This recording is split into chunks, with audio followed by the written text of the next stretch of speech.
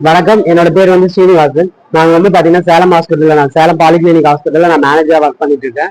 இங்க வந்து பாத்தீங்கன்னா இப்ப சேலத்திலேயே முதல் முறையா நம்ம வந்து 500க்கும் மேற்பட்ட பொதுமக்களும் தனியார் நிறுவனமும் சேர்ந்த மாதிரி நாங்க இப்ப வந்து சேலம் பிளட் பேங்கோட சேர்ந்து இந்த பிளட் டொனேஷன் கேம்ப் வந்து ஆர்கனைஸ் பண்ணியிருக்கோம். இதுல வந்து பாத்தீங்கன்னா இது வரைக்கும் 200க்கும் மேற்பட்டவங்க வந்து கொடுத்துருக்காங்க, பிளட் டொனேஷன் கொடுத்துருக்காங்க. நாங்க வந்து 500 பேருக்கு மேல பிளட் டொனேஷன் கேம்ப் வந்து பார்ட்டிசிபேட் பண்ணாங்கன்னா நல்லா இருக்குன்னு நாங்க எதிர்பார்த்துட்டு இருக்கோம். ஸோ ஈவினிங் வரைக்கும் நடந்துட்டு இருக்கு இது. இப்ப வந்து சேலத்திலே ஃபர்ஸ்ட் டைமா இது ஒரு மாபெரும் ரத்த தான முகாமா இது நடந்துட்டு இருக்கு. இது வரைக்கும் 200க்கு மேல வந்து பார்ட்டிசிபேட் பண்ணியிருக்காங்க.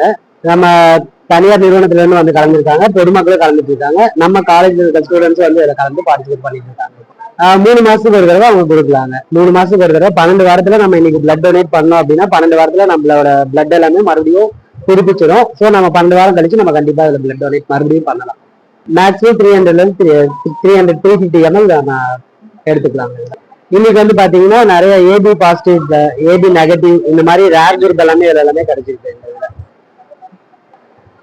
இந்த பிளட் வந்து பாத்தீங்கன்னா நம்ம பிரைவேட் நம்ம ஹாஸ்பிட்டல்ல மட்டும் இல்லாம சேலம் ஜிஹெச்க்குலாம் நாங்க வந்து கொடுத்துட்டு இருக்கோம். அது இல்லாம பக்கத்துல இருக்க மற்ற பிளட் பேங்க்குக்கும் நம்ம வந்து கொடுக்குறோம்.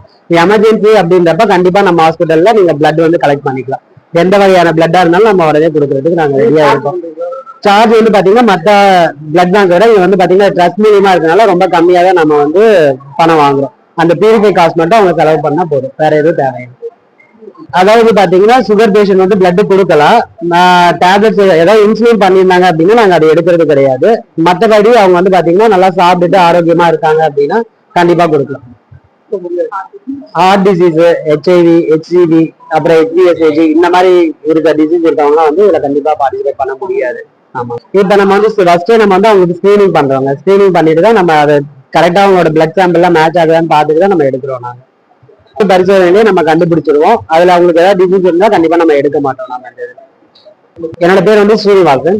சேலம் பாலிகிளினிக்ல நான் 15 இயர்ஸா மேனேஜரா இருக்கேன்.